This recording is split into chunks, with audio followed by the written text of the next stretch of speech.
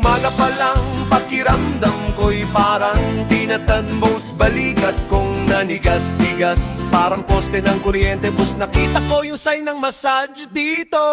Vibes lang sabay sabi ko, Sige, subukan ko nga, baka mawala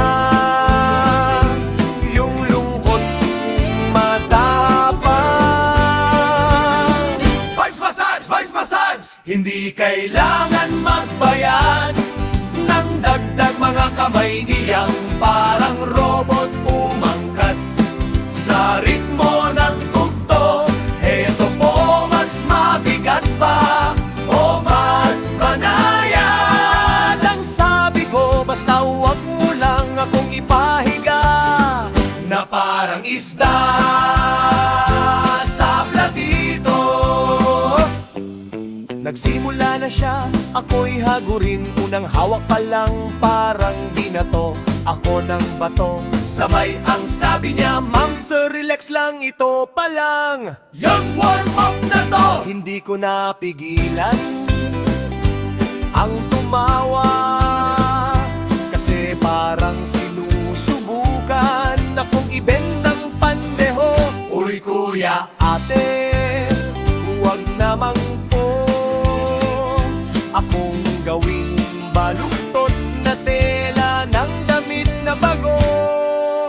vibes massage, vibes massage. Hindi kailangan magbayad ng dagdag, mga kamay niyang parang robot umangkas sa ritmo ng tugtog. Heto po, mas mabigat pa o mas banayad. Basta ang asabi ko, huwag mo lang akong Ipahiga na parang isda.